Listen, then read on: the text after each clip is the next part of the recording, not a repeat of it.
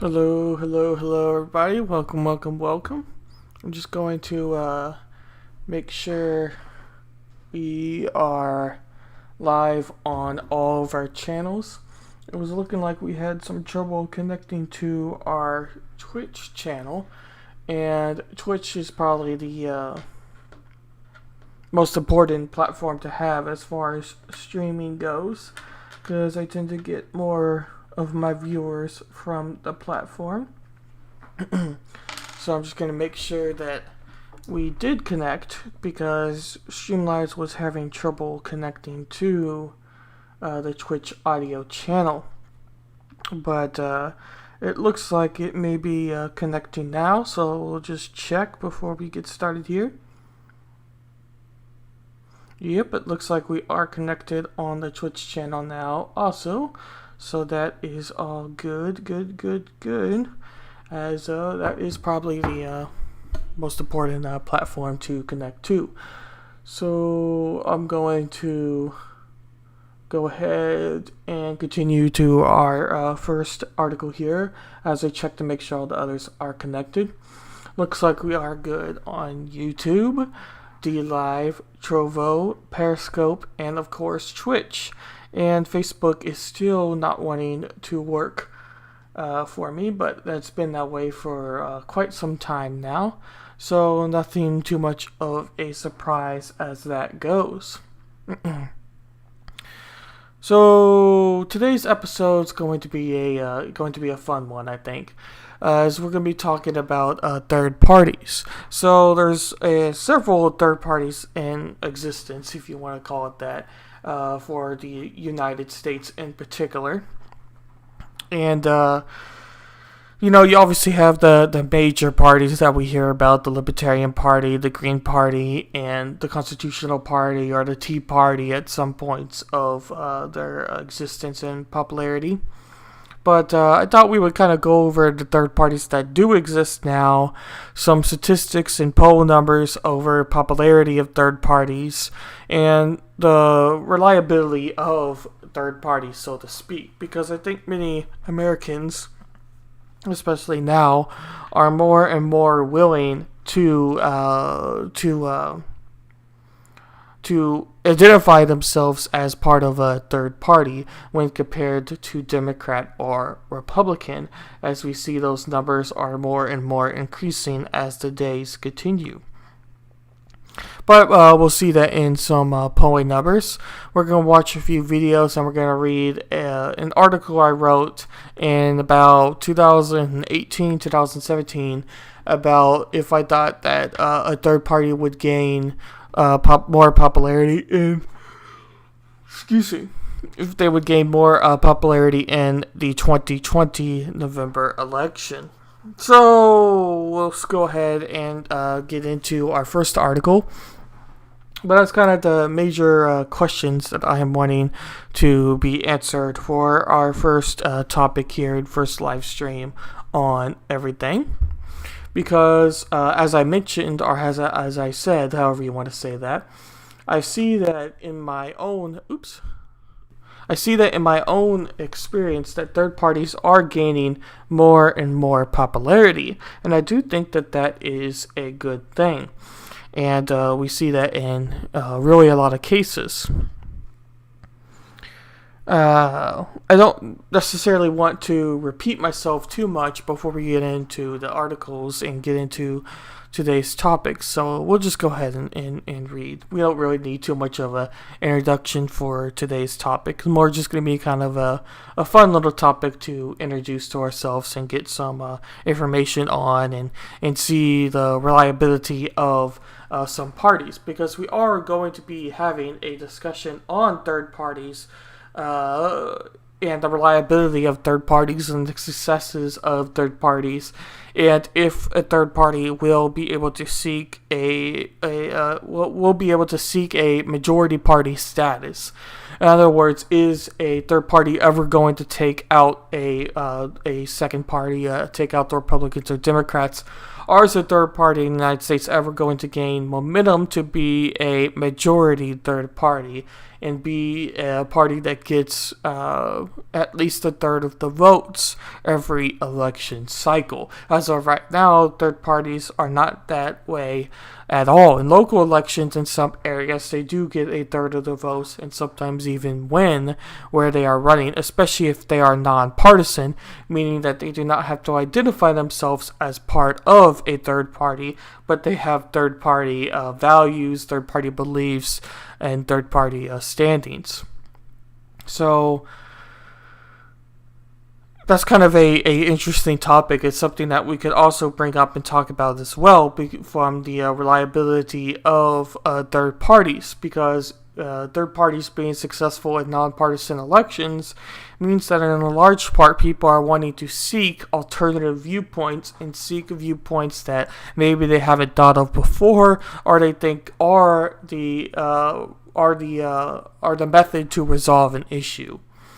And that is interesting to me. But that's almost a separate topic. But we're going to be talking about all of those questions on Thursday on Getting the Answers on my Twitch, YouTube,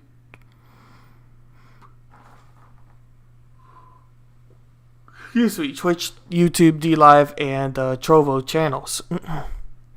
But let's just get into our first article. And this is by Ballotpedia.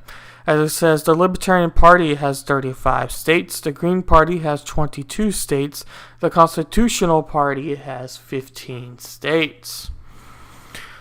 We'll move my cursor over here. Okay, oops. Although there are dozens of political parties, blah, blah, blah, blah, blah, blah, blah, when it goes down, we're just looking at presidential ballot access. Because when we get into my article that I wrote on the situation for 2020, you can see that ballot access was a major status update to how third parties can increase in popularity, meaning that unless you have a majority of the ballots or be on the majority of ballots, there's no way that you're ultimately going to be able to win re-election. And that's kind of obvious to think about, because if you're not on the ballot, then obviously nobody can vote for you, especially in states where write-ins, not write-offs, but write-ins are not allowed.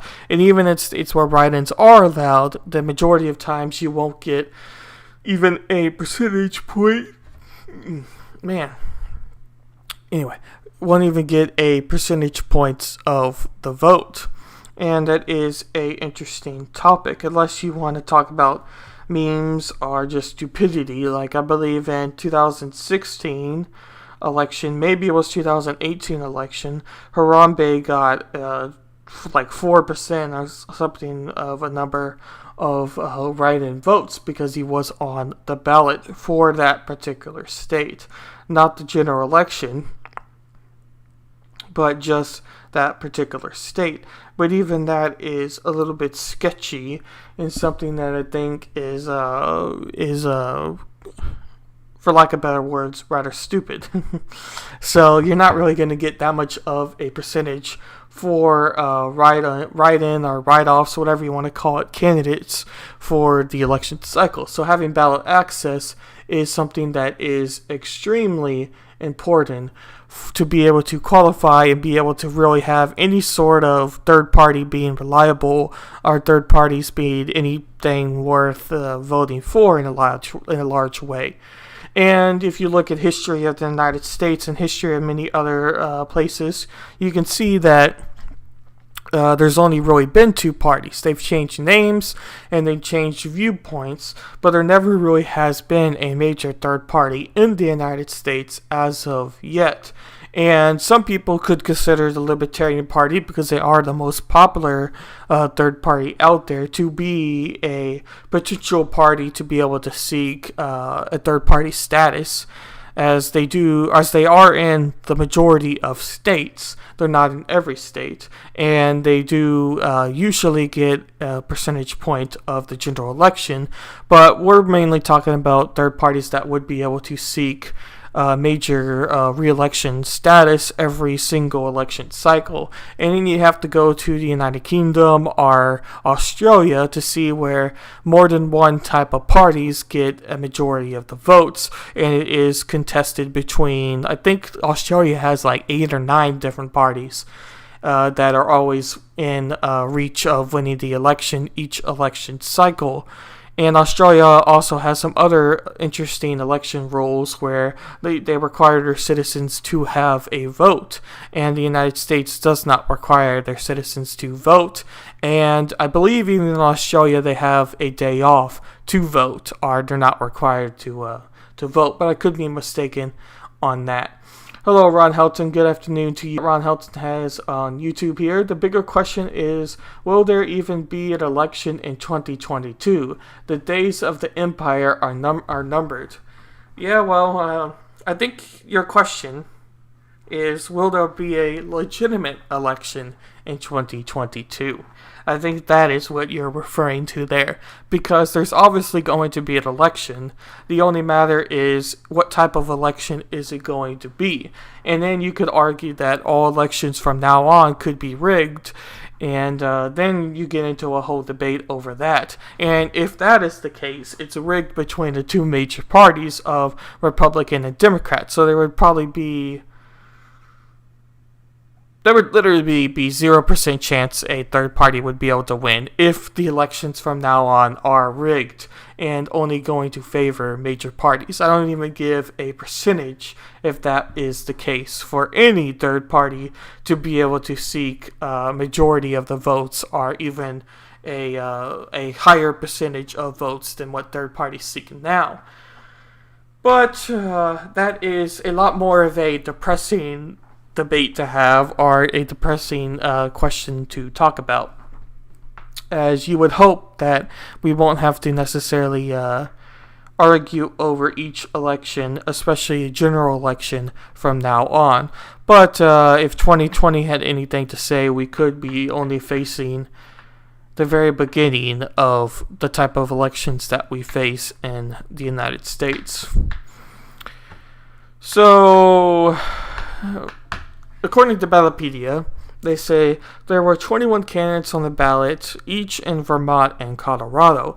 More than any other state, Arkansas, Louisiana came in second, with 13 candidates each. 12 states featured only 3 candidates on the ballot. The following map shows the number of presidential candidates on the ballot in 2020 in each state. Number of presidential candidates on the ballot in 2020. So these were the presidential candidates. Obviously, none of them were necessarily, well, let's put it this way. Third parties did run for election. You had Jo Jorgensen for the Libertarian Party. I'm assuming the Green Party and Constitutional Party probably had a candidate as well. I think Anna Voltas voted for the Constitutional Party candidate, if I remember right, from what he told me when we did the Election Day stream, where I was streaming for close to about 9 hours. If I remember right, I think he voted for the constitutional member for president then. But I don't think anybody even knows his name, and I don't remember his name now. And a high percentage of people don't even know who Jo Jorgensen is anyway, and she is the most popular third-party candidate because she's in the most popular third party. So the third parties have a long ways to go before they start to get realized in the general election cycle. But if you ask any person who is involved in third parties, who is generally trying to make their third party more valuable, they would say that you have to look at local numbers and you have to look at local politics, because you have to start somewhere as a third party. And in nonpartisan elections, there are a decent percentage of third party members on city council boards, on school district boards, and other things similar to it. So I think that just needs to be stated as well. But we're going to scroll down here. Voter preference for third party. So we're going to start all the way back in 2003. All the way back in the dinosaur era of politics. 2003. Very long ways away. No, but anyway, we're going to start in 2003. So they have their first category here, that is existing parties do adequate job. 56% of people in 2003 thought that one of the two parties, Republican or Democrat, were doing a good job. So that is over the 50% majority needed of Americans in this poll that thought that the major parties were doing a good job. So, in any sort of, especially politics, any sort of statistical political poll or any sort of politics when looking at numbers, anything over 50% in either direction is usually pretty good and something to pay attention to. In other words, if the poll was how many people support universal health care or whatever, and you saw the number 56%, you would know as a politician or as somebody who follows politics or whatever the case may be for you, that the majority of Americans do think the same way on that issue. So that is why polls are important when it comes to politics. But ultimately, this poll, as by Gallup, where they have their chart here, says that 56% of people thought that they were doing an adequate job. You go over to the third party needed, only 40% of people or Americans thought that a third party was needed. So if you look in 2003 as just looking at the numbers, you would think that there would be no way that a third party would ever be able to seek a majority, with over 50% of Americans thinking that one of the two parties is doing a good job. I'll bring your attention to 2006, just 3 years later. You have 45% of people thinking that the two parties were doing an adequate job. That is, if my math is correct, 11% decrease of people that didn't think the parties were doing a good job, and that correlated to a 40% of people thinking that the third party is needed. So at 45%, more than half of Americans think that the two parties are not doing a good job and aren't serving their needs as the population, meaning that the majority of Americans think that you would think that a third party is needed, but you go ahead and look at their number beside it and you see 48%. So looking at 2006, you would say a third party still doesn't have a chance, because the majority of Americans don't even seek a third party as an option, and close to half of Americans think that one of the two parties are doing a good job. So that is rather interesting. I bring your attention to 1 year later. 33% of Americans think that one of the two parties is doing a good job. 33%. That is 1/3 of Americans, obviously. 33% is 1/3 of 100%. You don't have to be a math wizard to know that one. Even though I am taking a math class this summer. So, yeah, we don't need to be talking about that.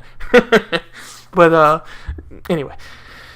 So 33% of Americans think that one of the two parties is not doing a good job. So you would think, well, how many percentage of Americans think that a third party is needed?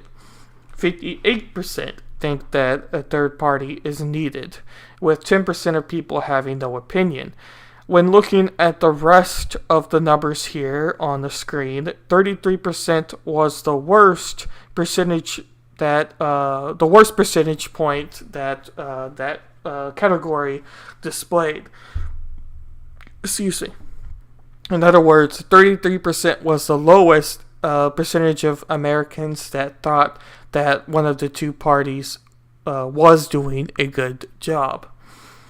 58%. So that 58% number is interesting to me because, as mentioned at the start, over 50% of Americans thinking that something is needed means that, at least polling-wise, you would think that people would seek that as the same opinion. Now, everyone knows who follows polls for presidential elections, general elections, local elections, knows that polling numbers are not really always accurate. And it could be for multiple of reasons, especially in the 2016 election, where multiple of people, multiple people lost confidence in one of the two parties being the choice for them, with Hillary Clinton and Donald Trump as the presidential candidates for that election, with 37% of people thinking that the party was doing a good job, and 57% of parties thinking that it was needed. So if you count the numbers, you have, let's just see, 1, 2, 3, 4, 5, 6, 7, 8, 9, 10, 11, 12, 13. You have 13 categories for their poll here. So out of 13, we're going to ask how many of the numbers are over 50% for a third party being needed. We have 1, 2, 3, 4, 5, 6, 7, 8, 9. So 9 out of the 13 category, or 9 out of the 13 years, let's just say they're years. Not all of them are years, but let's just make it simple and say 9 out of the 13 years are saying that a third party is needed. So that is kind of interesting to me. What also stood out to me is that there's a general increase from each year, from each category, whatever you want to call it, of a third party being wanted, or a third party being needed, whatever words you want to use, means the same thing. But at the same time, the numbers are going up and down just a little bit, and they're not always above 50%, as we mentioned. There are 4 categories, or 4 of the years, that are out of the 50% range. But in general, you see a slight increase each category or each year of a third party be increasing in popularity, are people perceiving a third party as needed for the election cycles and whatnot. But at the same time, you could argue that a third party is needed, but then you have to back that up by votes. And you have to back that up by you have to back that up by votes. And Gary Johnson, at one point, did have quite a big percentage of votes for a general election for the Libertarian Party. But he made some errors in his campaign, and he never got the opportunity to debate the major 2 candidates in that race. So he ended up losing a lot of percentage points for the election, the general election cycle. I believe he ended finishing with 3% of the general election vote, when at one point he was polling at around, I think, like 15% of the general election vote, which would have been a huge increase for a third party. So I just find it interesting that you see a general trend increase in how people perceive that a third party is needed, and a decrease of how people view that one of the 2 parties is not serving their needs. Yet you don't see the correlation of people that are voting for a third party. So that is a very interesting thing, and you could argue of the reasons why. And I think a lot of it has to do with how much money is involved with campaign races, and not having the opportunity to debate the major 2 parties, or have enough money marketing-wise to know who a third-party candidate is. Because many of my friends did not even know there was a Libertarian running. They didn't even know that there was a Green Party person running. They didn't even know that there was a Constitutional Party person running. They didn't even know that one of the 2 candidates that they thought was running in the presidential race. If you just said, could you tell me who Jo Jorgensen is? They would be like, I don't know. So I think a lot of it has to simply do with that. And we are talking general election standards because that's mostly what Americans pay attention to. And it's one of the things that drives me crazy because local races and local politics, even through just generally your school board, all the way up to your representative who represents you, to your congressman, to your senator, are very, very important, and in a large part, even more important than who you vote for as president in a large way. So local politics in between the general election years or in special elections are extremely important.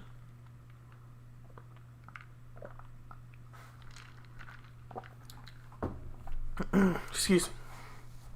We're going to take a quick snapshot of this because I'm going to put this in my Discord server once I finish this episode here. But we'll continue down. So, minor parties and gubernatorial races. I hope I pronounced that right. In 1857 to 2012. We got a lot of candidates. I'm just looking for numbers that stick out to me here. So, we see our first one with the Walter J. Hickel Alaskan Independence Party in 1990 gained 38.90% of the vote. So, I don't know if he won the race. I wish they would have had the result as well, because in some states, all you necessarily need is to have the highest percentage value to win your election. In other words, you don't need 51% to win your vote. You just need a higher number than the person that came in second place. So I don't know if Walter J. Hickel won his race with 38.90% of the vote, but it is something to mention and something to think about. Next numbers that stick out to me are in Colorado, Tom of the Constitutional Party in 2010 got 36.40% of the vote, followed by Lowell Wicker, a Connecticut party, in 1990 with 40.4% of the vote. That in Florida, Sidney J. Katz of the Prohibition Party in 1916 won 47.70% of the vote, which is huge. And with that number, it could be likely that she did win the vote. I think we see our first victory here. Thomas Holliday Hicks of running in Maryland won with the American Party in 1857 with 54.90% of the vote. Let's see if we find any other big numbers here. Nope, don't see it. Alrighty. So that's all we have there for what I wanted to mention here. So once again, ultimately a lot of third parties are focusing on local elections where maybe a name is called or a party identification is allowed, but in a lot of ways they're running in bipartisan, meaning that you do not have to show your party, but you hold the values of whatever party you're running under. So I thought that was very interesting. We're going to go to our next one that talks a little about each party, and then we'll move on from there. So this is just a PDF that had all of the parties under one category here. We're going to move this a little bit more to the side so that we can see all of the principles here, and then we will continue on. Okay, whoops, here we go. Alrighty. So the Constitutional Party identifies as life for all human beings. Actually, you know what? Let me expand this a little bit here. There we go. That's a little easier.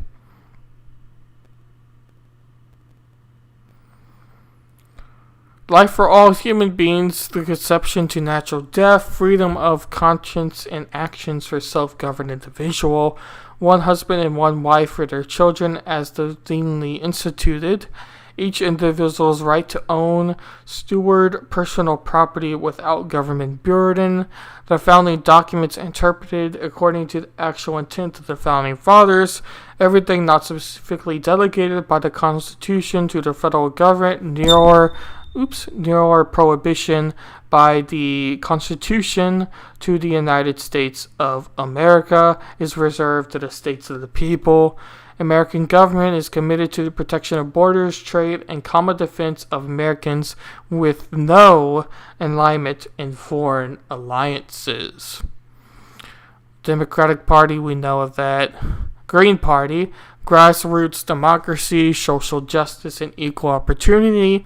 Wisdom, nonviolence, decentralization, community-based economics and economic justice, feminism and gender equality, respect for diversity, personal and global responsibility, future focus and responsibility. We're going to scroll down. Independent Party, Judeo-Christian heritage, traditional family values, free enterprise economy, government has no authority. We're going to scroll down. Libertarian Party, there's personal freedom, economic freedom, and securing liberty. Reform Party is a fiscal responsibility, fair taxation, affordable and accessible health care, equal access, legislation and rules across all branches of government, energy independence, and so on. So, long story short, it just goes over each of the parties just a little bit. I thought we would talk a little bit about each of the parties, and we can always go back if we have any questions of a particular party. So I'm going to leave that document up. We're going to watch this video. Oops. If I can get it scaled right. Oops, stop. We're going to watch this video. And then we'll continue on after that. And while this video plays, I will run to the restroom. Because third parties think 2016 could be their year. And they might be onto something. After all, in this electoral environment, where the major party candidates have seen historically high unfavorability ratings, some voters may turn to alternatives, like the Libertarian Party's Gary Johnson or the Green Party's Jill Stein. But even if the stars all align for these candidates, the chances of a third party breaking through are slim to none. So the question is, why can't third parties take off? So first of all, why are there only two major parties in the US? It's been that way for a long time. According to something called Duverger's Law, in a country with winner-take-all elections, like the United States, two major parties are bound to develop. Here's why. Imagine a hypothetical winner-take-all election in which a range of parties receive part of the vote. Here, Party B wins a seat because it received the most votes, even though the majority of voters cast their ballots for other parties, against the winner. Duverger's Law predicts that voters will see that outcome and behave strategically in subsequent elections, deserting the weakest party for more viable options. Over time, the weaker parties are squeezed out, leaving behind two major parties. So in other words, you're not always voting for the candidate you like or the one that really represents all of your views. You're voting against the candidate you don't like. Beyond voter behavior, there are institutional barriers in the current election system that make it difficult for third-party candidates to get more attention, and thus votes. Presidential debates are hugely important for candidates looking to raise their national profiles. Just look at what Donald Trump has been able to do this year. But the only candidates that typically qualify are Democrats and Republicans. And who sets up the qualifying criteria? A privately operated group called the Commission on Presidential Debates that's controlled by other Republicans and Democrats. Among other rules, the CPD says the parties must get 15% support in multiple polls to qualify. But as the third parties will tell you, it's tough to poll well when you don't have a large base, you don't get a lot of media attention, and sometimes you're not even included in the polls at all.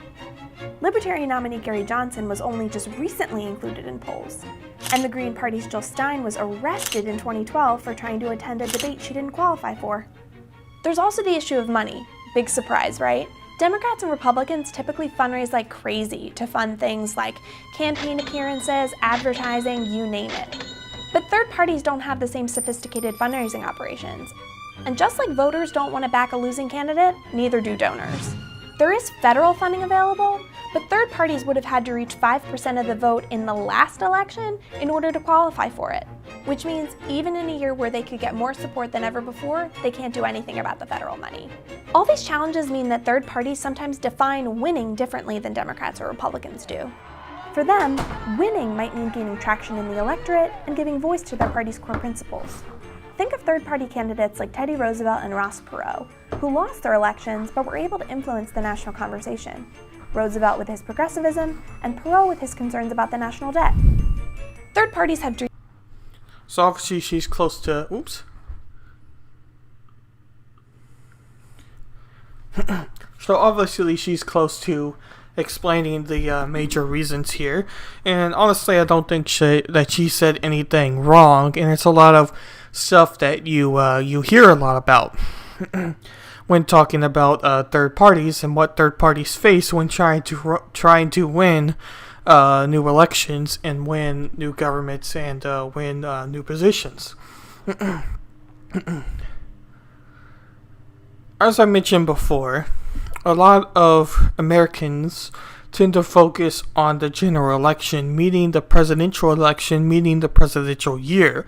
And that's the only time that they necessarily pay attention to candidates that are running and pay attention to anybody who has their values and whatnot. So because that's the way, a lot of times third parties have to focus on general elections. A lot of third party people argue over where the money should be spent. Some people say that the money should be spent on more local elections and get more support locally and get more support through bipartisan city councils, school districts, stuff like that, positions like that.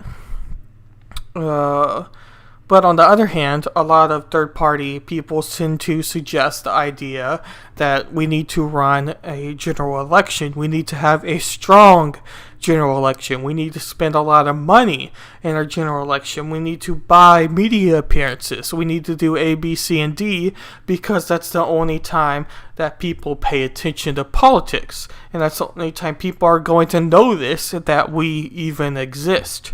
And you can see pros and cons with both viewpoints.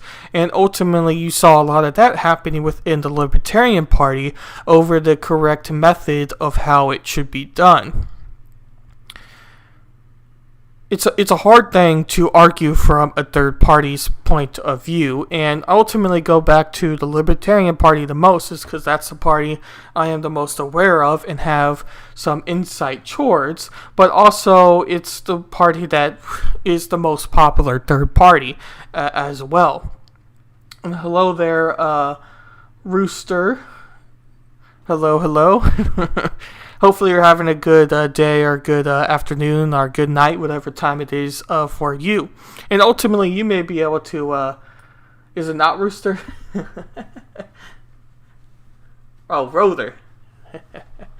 Sorry about that. Hey, if you want to be called Rooster, I could call you Rooster. Up to you. But that's good that you're doing good, yeah. I love being not able to read and streaming. It makes some wonderful highlights when doing all this. But yeah, that's a rooter, not roaster. Our rooster. Anyway, and hello there, Moyne. We're going to go ahead and just finish this video, but ultimately that's an interesting question I think that third parties are debating very much on how much emphasis should they have towards the general election, because even with being popular as a candidate, you still may ultimately have troubles of people being able to identify who you are. Ultimately, I go back to my friends and people I know who, if you say Joe Jorgensen or Spike Cohen or Joe Bishop Henchman or anybody like that, they don't even know who you're talking about. And those are major people who ran in a general election cycle or who were a former chair. Thank you very much for the follow, Moyne. I highly appreciate that. You are now my 36th follower, so we are getting up in our follower count. And hello there, Rooter. Thank you for the follow. You're now my 37th. Woo! We can go party now. But we're going to go ahead and finish that. Oop, if you'll play. Dreams of sitting in the Oval Office. Who doesn't? But they'll settle for raising awareness about their candidates and beliefs. They want voters to know that they're even an option. So this year, they'll hope to build just a little bit more support before inevitably running again in 2020. So there we go. We'll exit this out. And then we'll go to our next article here. We'll resize up here so we'll be able to actually read. And for some reason, AdBlock did not want to work. I love that AdBlock doesn't want to work. Let's rescale this. Okay. Oop, stop. Don't move. There you go. Okay. Love you too, Rooter. Alrighty. So this is by Newsweek. Just a general article before we get into something that's a little bit more heavy duty, if you want to call it that, but let's just continue. Most Americans, regardless of political alignment, want a third party. A recent poll of 3,758. Actually, I'll answer your question before we get into this. What do you think a third party would look like? So, I'm going to be honest with you in answering this question. I'm a libertarian. I haven't joined the main Libertarian Party. I've joined the Libertarian Party of Texas, but technically I have not donated to the Libertarian Party to become a member of the whole thing. But there's but technically I would say that I am a libertarian for sure, and I'm a part of the Libertarian Party of Texas because that is where I am from. And I follow all of the local politics and local libertarian policies, libertarian candidates, Libertarian Party of Texas in general. But third parties are so. How do I answer this question? So ultimately, third parties, what they have to look like is obviously they have to be different, but they have to be something that people would be willing to vote towards. And most people really don't like. Most people don't like the Democrats or Republicans that exist now and the options we have to vote for in America. So going against those parties is obviously what third parties have to do. Now, and I'll answer your question here. The libertarian stance takes a different stylistic approach as well, because libertarians value themselves with liberty, hence it's why it's in their name. In other words, they take the smaller the government, the better. The more local the government, the better. They don't like any mass government programs. They don't want the government involved in your life. They want very, very minimal government. And even the government that they do say, like, yes, maybe police are needed to be able to keep law and be able to keep order, but we need to be able to change the police just a little bit so that they're not infringing on our liberties as much as they are, such as drug possessions. A lot of libertarians support that opinion of getting rid of drug possession charges of nonviolent drug offenders. In other words, if you get caught with weed, you shouldn't automatically have to be arrested and be sent to jail because you got caught with a couple more ounces of weed than what is on the rule book.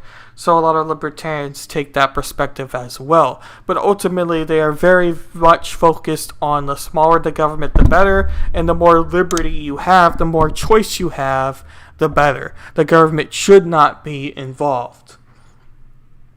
Reuter says something between Dems and Republicans are in a different direction.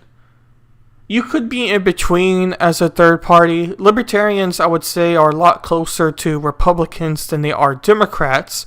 but they're very much not full on conservatives as well. In other words, pretty much all of libertarians, there may be a very, very few percentage of libertarians supported gay rights and gay marriage and prostitution or sex work way before Democrats were mentioning it or were aligned with Democrats. Also, a lot of libertarians supported the opinion of not going to war or bringing our troops back like Democrats have. Now, both parties at least appear that they want to bring troops back. So libertarians take a lot of policies like that, but at the same time, they fully support the freedom of speech and fully support the right for people to own guns. So they take kind of both policies on both sides. So in a way, you could say that the Libertarian Party is in between of both parties, but ultimately it goes down to the non-aggression principle that libertarians hold dearly when explaining their party, meaning that if you are an aggressor on something, then you're the person that's at wrong. And the government is very much the aggressor on many of the issues that we face in America, or many of the issues that happen in politics. And that's something that is important when discussing this as well. Ritter says, Democrats do it for their voters and not because they want it. I think that's both parties. Yeah, I think both parties have a little bit of that for sure. I think that both parties are very much say things to gain support, but don't ultimately do what they say. For Democrats, you could say it's a lot with black, with black rights are trying to bring people out of poverty, that they always say that, hey, we're trying to do this for you. We'll do it A, B, and C way. But really, in reality, they may only do A just so it looks like they're doing something, but they never do what they fully promise. And then for the Republican side, it's a lot of times people are like, oh, we want to get rid of all abortion. We want abortion to be fully gone. The abortion is just so bad, blah, blah, blah, blah, blah. But when it comes to actually time to make policies and to make agendas and to make policies, they don't ever make those policies, and they keep abortion the same that it was before they even went into politics. Aang says you're kind of hot. Well, I highly appreciate that. Moyne says, why would you support something like that? Gay marriage is a religious symbol between men and women. So, I don't want to put words in your mouth, Moyne, by any means, but it is very much a good question to have. And when you're talking about third parties, when you're talking about libertarians, when you're talking about how I identify themselves with being a libertarian, I can answer that question, and I'll answer that question, and because I think that that's what you're talking about there. So ultimately, it comes down to the freedom of choice and the freedom that you have. You may have a ethical or moral reason to say that shouldn't happen because of your Christianity, because of your religion, because of your stance on something, right? But that doesn't necessarily mean that there should be policies or should be government that restricts it from happening. So you may, in other words, government is different than what you could have as moral values. Now, I'm not saying that policy should be implemented to say that from, like, The Purge, right? From those movies, I think they're called The Purge, where they had, like, a certain day that the government allowed people to kill each other. Like, obviously, if you made that sort of policy, that is morally wrong. Obviously, nobody would suggest that making the day that murder is 100% allowed is okay. So, policies, and moral and ethical reasons can be different from each other and don't always have to mean the same thing. So, ultimately, it's kind of a hard question to ultimately answer for myself, because ultimately, if you ask me, how do I go about saying this? If I guess you could put it this way. I see the perspective that people have when it comes to gay marriage, and that is something that is influential. But ultimately, it comes down to the freedom of choice and the freedom that you have to do so. And ultimately, I don't necessarily think that the government should be involved in that as a process. You could say it's morally wrong, but I don't think that the government should be involved in something like that. And ultimately, I think it just kind of comes down to that. You may not necessarily like that as a reason or support what I have to say there, and there's probably a much better way to explain this, but that's just kind of what I have there. Reuter says, do you see yourself as a patriot? I mean, I guess that would depend on how you define what a patriot is. I think you would have to define that before I can answer it, because, I want, just define what you mean by patriot, and I think I'll be able to answer that question. Moyne says, gays can live their lives the way they want, but marriage has always been something religious. No matter whenever Christianity, Islam, or Judaism. So right, you're coming from a Christianity or religious perspective. But ultimately, I don't necessarily think that the government should be involved in the decision. I'm not arguing about religion. I'm not arguing about your personal ethics. I'm just arguing from the stance of from government and a stance of politics. There should not be a law on the books that says that gays should not be allowed to marry. Now, if you're a Christian, you're a Jew, you're a Muslim, and you say that this isn't allowed, you have the right to do so. That is your freedom of choice. But the government should not be involved in that scenario. So, let's see. We'll scroll down here. I'll wait for Reuter to define what he means by a patriot, because I don't necessarily think that I fit the definition of patriot, but we'll see here. Reuter says, Reuter says, proud of your country, proud about the history and an attachment to the homeland, is how he identifies the definition of patriot. Proud of your country. I'll answer that first. Am I proud of my country? Ultimately, I don't necessarily say that I am proud of America. I more just see it as America. It's just the place I live in. I don't really think I have any sort of major influence one way or the other. I'm not someone that's like, man, I would rather live in Canada, or man, I would rather live in Russia, or man, I would rather live in France. I'm like, okay, I'm American, so I'm American. That's kind of how I guess I would answer that question. Proud about the history and an attachment to the homeland. Like I said, I see myself as American. I don't really see myself going to Canada or going to France or going to another place because I'm American, and frankly I live here now. Maybe in the future I will, but as of right now, that's just where I live, and I guess you could say I'm proud to be American, but ultimately I think that's about it. I don't think I'm like, hoorah, we need to make sure that all of the American values are spread across the entire world because we are America and we are the greatest. I'm just American, and I like that I live in America, but I'm not like whole gun about being American. I think it's the best way to approach that, or the way I approach it at least. So, we're going to get into what Joe Bishop Henchman said. And funny enough, anybody that has followed libertarian politics this past week knows that there has been some major news coming about the Libertarian Party. And if interested, I can do an episode about it, but I decided to do an episode just on third parties in general.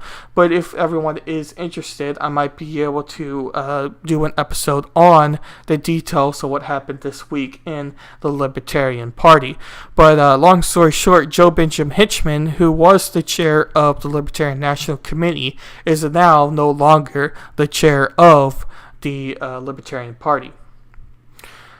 At current, the three largest third parties in the U.S. are the Green Party, the Libertarian Party, and the Constitutional Party. Each one has over 100,000 registered voters. Numerous smaller third parties also exist in the United States. In a statement to Newsweek, Joe Bishop Henchman, chair of the Libertarian National Committee, noted that it got its third-party presidential candidate Jo Jorgensen in all 50 state ballots for the upcoming November election. Bishop Henchman said that third parties are like his are, this is a terribly written article, hamstrung by ballot access rules that put Democrats and Republicans automatically on the ballot, but make everyone else collect hundreds of thousands of signatures. Anyone talking about election integrity and fairness should support repealing those restrictions. Moyne says, we don't want non-French people in France. So I'm assuming that you live in France, Moyne. I know that they have some immigration issues, or border issues as well. But Reuters says, what's the Libertarian position on the Second Amendment? There's several positions on the Second Amendment with the Libertarian Party. I tell you, the most general perspective that Libertarians have on the Second Amendment is that it's the right for you to have a gun, and it's not the right of the government to restrict you having a gun. Now, when you talk about AK-47s and machine guns and things like that, a lot of libertarians say that you're free to do so, you're free to purchase those weapons, but don't really think that you necessarily should, but they don't ultimately think that there should be rules or regulations around it. Now, there are libertarians that suggest some sort of regulations, but it's a lot more different than what Democrats decide to do with regulations. But I would ultimately have to look up that position a little more to give an educated perspective to that question. But I know that in general, a lot of libertarians say that it's your right to own guns and it's your right to have guns, and government shouldn't ultimately be involved in what type of guns you ultimately have. But we'll continue here. While millions of Americans vote Libertarian, he added, there is only one Libertarian elected official in Congress, Michigan Representative Justin Amash. As such, Bishop Henchman said he wishes more states would look at voting reforms to allow third-party candidates greater representation and electability on ballots.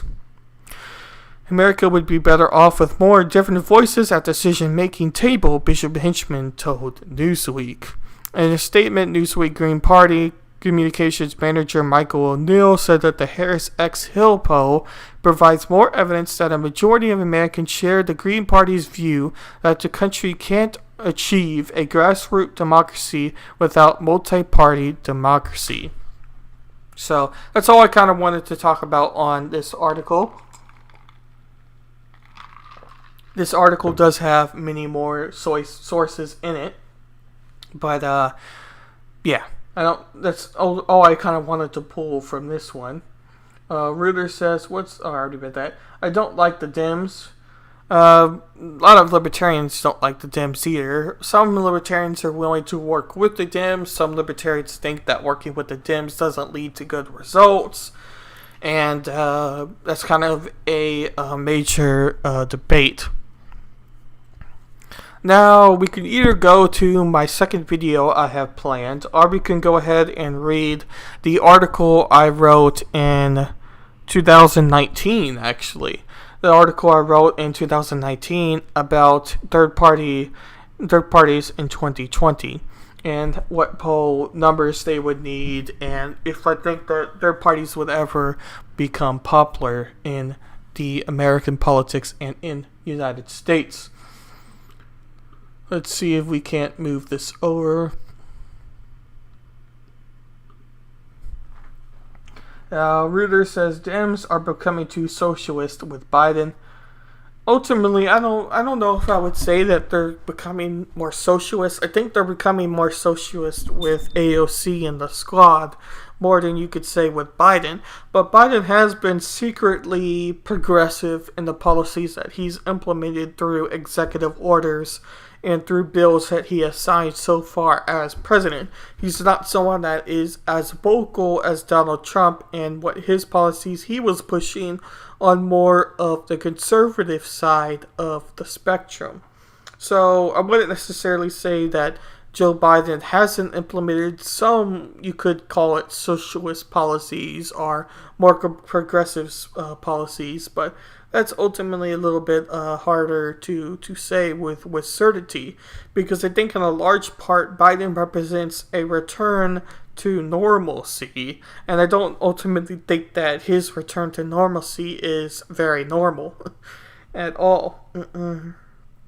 So a lot of progressives are also mad at Biden for the policies that he's implemented and things he has said. So I don't necessarily think that Biden is very progressive in what he states as, I don't know if I would necessarily call it that.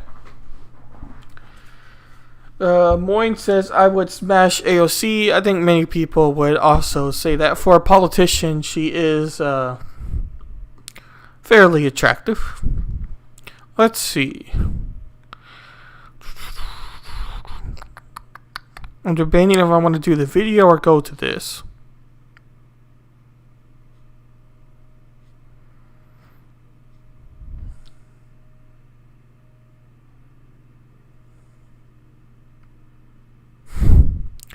I think we're going to go to my video first, actually. We may not read this article, I haven't decided yet.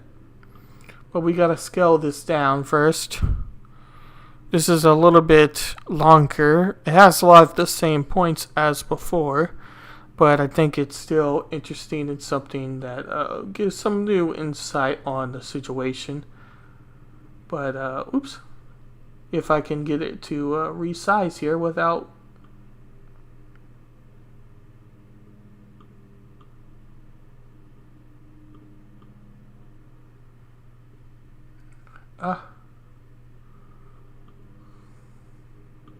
Okay, now it looks like we're ready.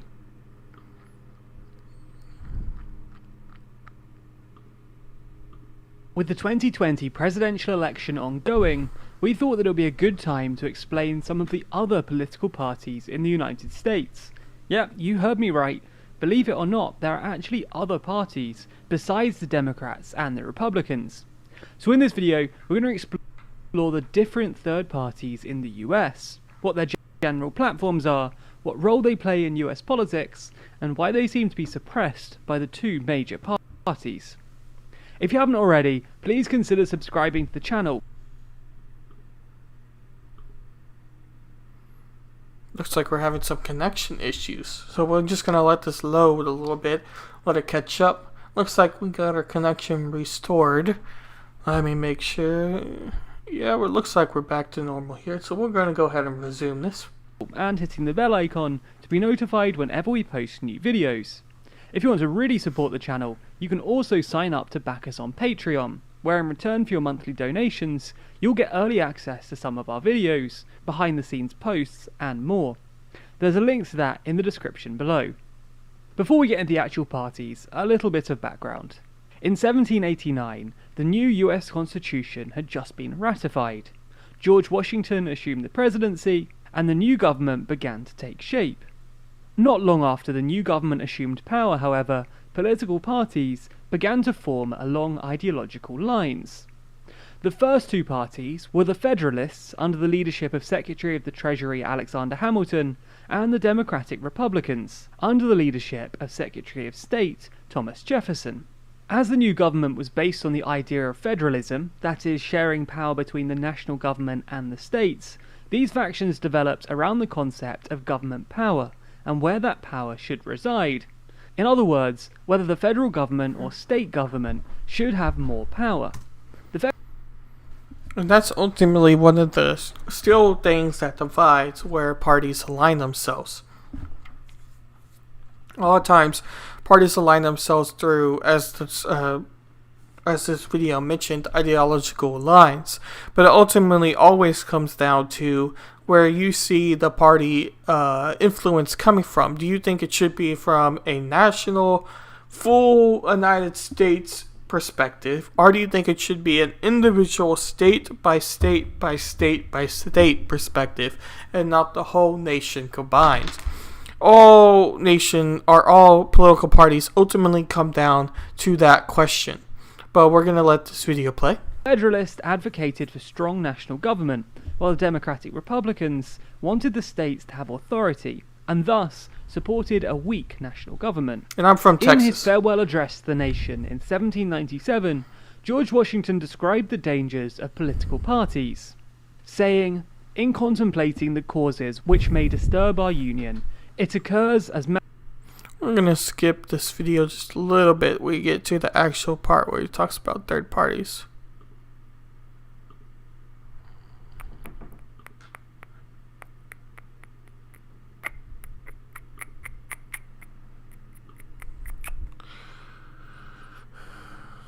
Texas. Yep, Texas. Do you have a gun as a Texan?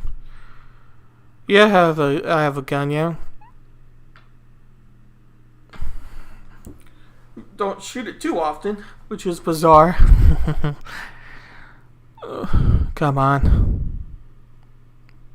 Alright, come on. Load up. Wallace was successful at gaining electoral votes in the American South. None of the three attempts came anywhere near the required majority in the electoral... Here we go. Yeah. No, it's a shotgun. I got a shotgun. I don't think I have a pistol. Yeah. In 2016, however, Johnson was again the Libertarian nominee and gained just over 3%, the highest vote share of any third-party candidate since Ross Perot's 1996 performance. So let's take a look at the individual parties. There are three main third parties that are recognised in at least 10 states: the Libertarian Party, the Green Party, and the Constitution Party. The Libertarian Party was founded in 1971, and in their words, "We seek to substantially reduce the size and intrusiveness of government, and cut and eliminate taxes at every opportunity." Basically, libertarians believe that the size of government has grown too powerful and controls too many aspects of the lives of citizens.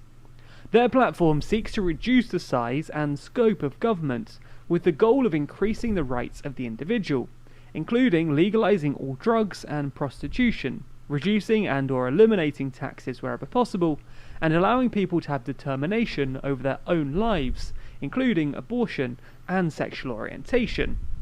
The inspiration for the US Green Party began in 1984, with the formation of the State Green Party in Maine.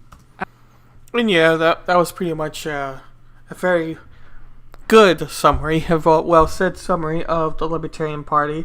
There's anybody that follows the Libertarian Party in particular knows that there are a lot of debate between a lot of the policies that the Libertarian Party has, even from what he just said, and how to implement them, or if we should have it. Such as there's a big debate in the Libertarian Party over the abortion question. So what he said isn't exactly what every libertarian ultimately believes, but is the party platforms, and you could say the majority of libertarians believe. I just wanted to throw that out there. But really, that's a very good summary of most of the beliefs, or most of the policies that the Libertarian Party does have. Ritter says, "Hey WB, I gotta go now. Still have some plans. Hope you have a wonderful day, sir. Stay safe." Yeah, stay safe as well, Ritter. Thank you for stopping by. I highly appreciate you. And hopefully you have a good rest of your day and whatever else you have to do.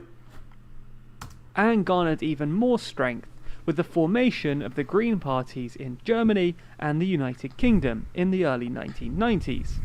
And like the Green Parties of Europe, the US Green Party is focused on instituting policies in the United States that foster and promote the protection of the environment and the planet, including support for the Green New Deal, a list of proposals aimed at tackling climate change and converting to renewable energy alternatives.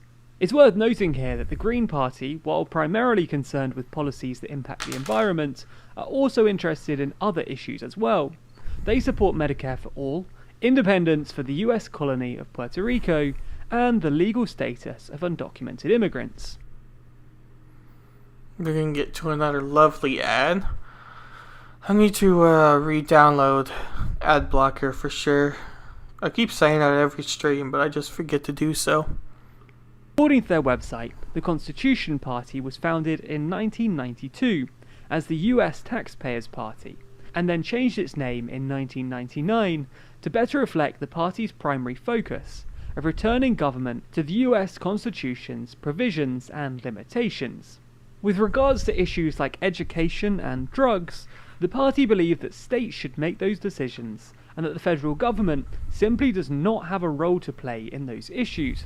In fact, the Constitution Party believes in the privatization of healthcare and social security, and advocates for the gradual phasing out of social security to private companies. The Constitution Party has had more difficulty in gaining a national profile than the other third parties, largely because of ballot access. In 2016, the Libertarian Party had ballot access in all 50 states, while the Greens had only 44, with write-in access in 3 further states. By comparison, By the way, just having write-in access does not gain you that many votes, because with write-in, you have to have the person obviously write you in as your name. And unless you're a meme like Harambe and they're running in the individual state, you're not going to get that many people writing your physical name in for your party besides your hardcore believers in the state, such as the people that are in the Green Party of New York or the Green Party of Georgia or whatever the place may be, where you do have write-in access. So only your very hardcore supporters are going to be writing you in. Nobody is just going to see your sign and say, oh, I'm going to vote for Jill Stein of the Green Party and write her name in. That is probably not going to happen. Maybe 1, maybe 2 people in the whole state would do that.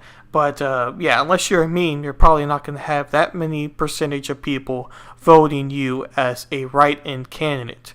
And even just having ballot access doesn't really get you that many people as well as a third party, as we saw with the most recent elections of third parties, such as Gary Johnson only getting 3% and Jo Jorgensen getting, I think, just over 1%, if I'm not mistaken, in this last general election cycle. It is going to be interesting to see what's going to happen in California with Hewitt. I think it's Ted Hewitt or John Hewitt. Let me look that up real quick, or that's going to get on my news. If I could speak. I'm looking up his name real quick so that I can say it right. I think it's Ted Hewitt. Or is it John? Hang on. He's running for California for their governor in a recall vote for the Libertarian Party. Jeff Hewitt. That's right. Jeff Hewitt. He's running for the Libertarian Party for governor there, Jeff Hewitt. So it's going to be interesting to see if he's going to be able to win that election cycle as a governor in the recall election coming up real soon for the Libertarian Party per se. And if he does win it, it would be a huge win for the Libertarian Party and for people that support the Libertarian policies or just support the party in general, if I can speak. But it is at a state level, let alone a general election level. So once again, like a lot of libertarian state, it ultimately comes more importantly down to individual state level, or not even state level, individual city, individual district level of politics, where a lot of the races are bipartisan in nature. The Constitution Party only had ballot access in 24 states, with write-in access in 22. This is because states have complicated procedures to get candidates' names on the ballot. These procedures usually include a fee and a petition in which candidates gain signatures. It's also worth noting that these procedures vary from state to state. Now, this brings me to a very important point. Third parties in the US have been largely unsuccessful in their bid to influence US politics for two reasons. One, because the two major parties have usually usurped important parts of the third party's agenda. And two, because of the winner-takes-all system in US political elections that puts third parties at a significant disadvantage. The usurpation of third-party ideas is not a new concept in US politics. Probably the most recent example of this phenomenon was in the 1968 presidential candidacy of American Independent Party candidate George Wallace. Wallace ran on a platform of segregation and states' rights. Essentially, Wallace believed that it was not the place of the federal government to force the issue of integration, as it had done after the 1954 Brown v. Board of Education decision, in which the Supreme Court ordered the integration of US public schools. Now, we're not saying that Wallace's views on segregation are rooted in racism, but they probably were. However, after his run, the Republicans adopted the states' rights position, which began to solidify a political realignment, particularly in the American South. As we mentioned earlier, in 2016, Gary Johnson, the Libertarian nominee for president, gained about 3% of the vote nationally. However, because states award electoral votes to the person who gained the most votes within that state, Johnson was not awarded any electoral votes.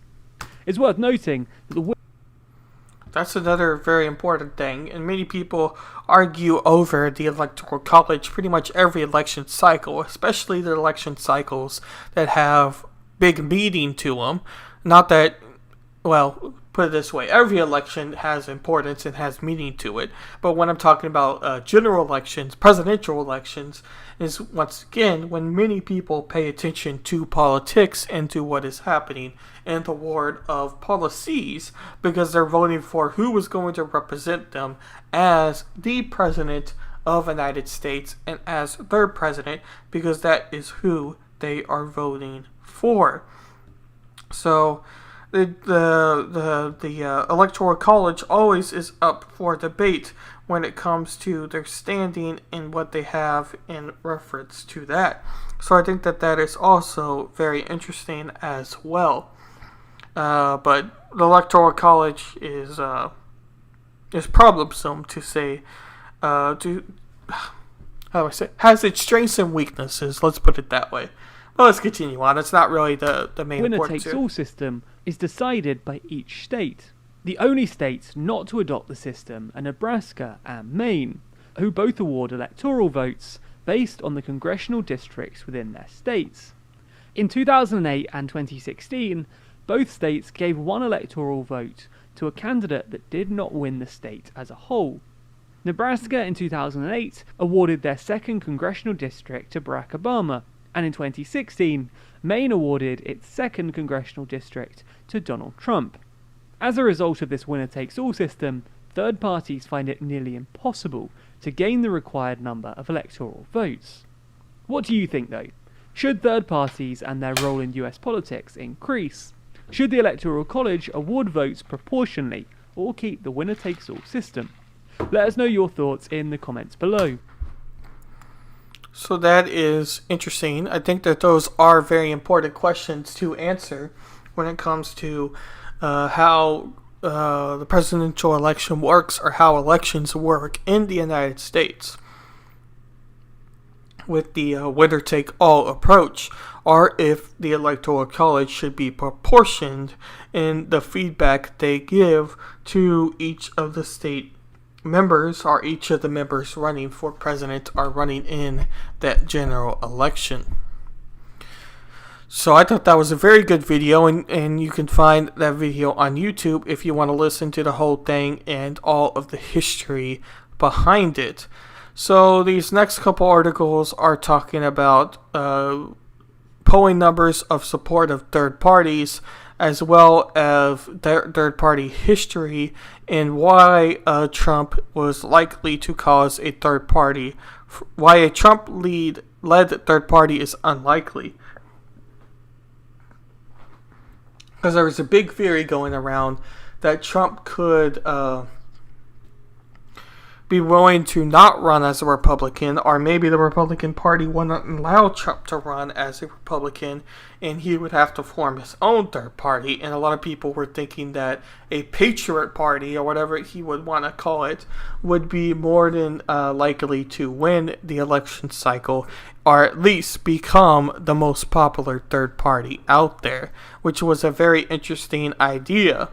But it's looking more and more likely that if Trump does run again, that he would probably just run under the Republican name.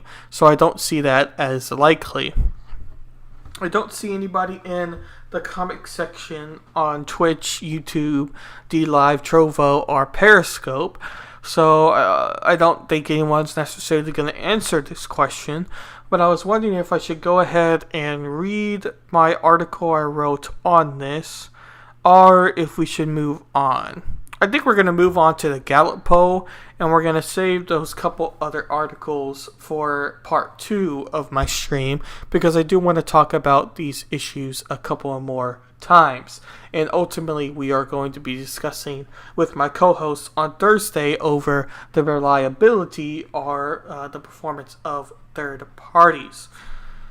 So we got here, support for third U.S. political party is at a high point. Let me go and resize this real quick for everybody that is viewing live so that we are able to see it much more clearly.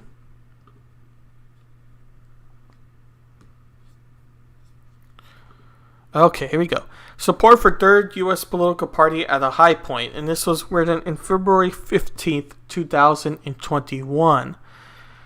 62% say a third party is needed, up from 57% in September. Highest support for a third party by 1 percentage point. A record high 63% of Republicans favor a third party. Washington, D.C.'s Americans' desire for a third party has trickled up since last fall and now sits at a high in Gallup's trend. 62% of U.S. adults say that the parties do such a poor job representing the American people that a third party is needed, and an increase from 57% in September. Support for a third party has been elevated in recent years, including readings of 60% in 2013 and 2015, 61% in 2017. Perceived need for a U.S. political party at a high point.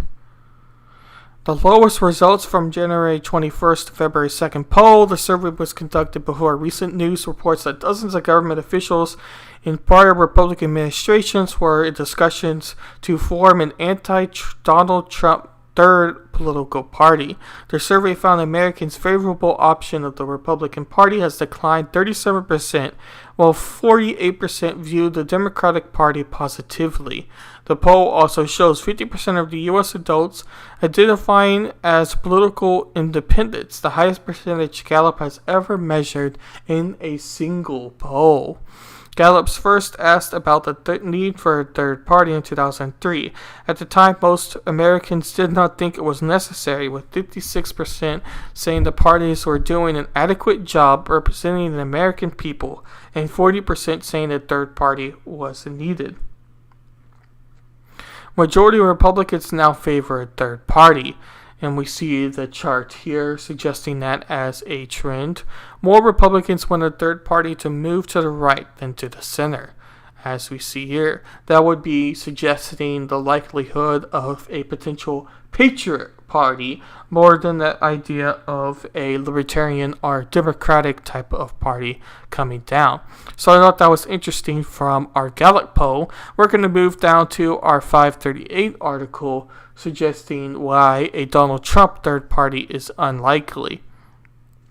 No sooner is 2020 over and the race of 2024 begins. It's possible too that we will see familiar face in the presidential campaigns, blah blah blah.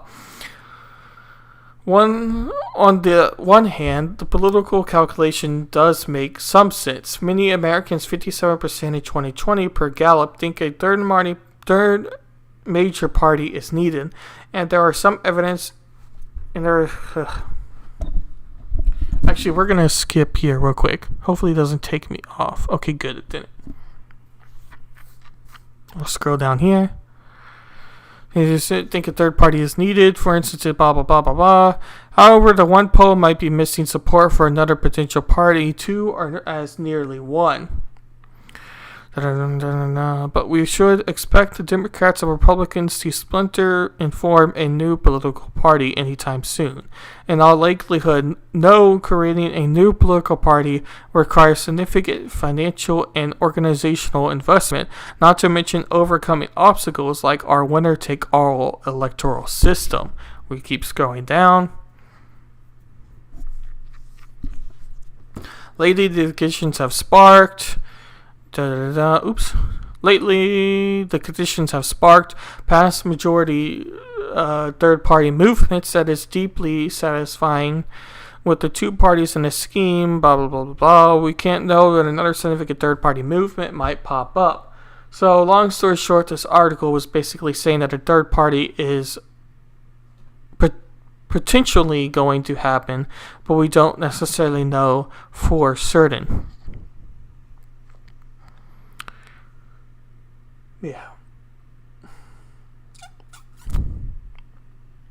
I think we're going to call it a stream for today, and we're going to cut it a little bit short, and I think we'll save the other two articles for part 2 for tomorrow, most likely, or if not tomorrow, will be Thursday for sure, but we'll do part 2. And if we do want to do a special episode on what happened this week in the Libertarian Party, we can definitely do so.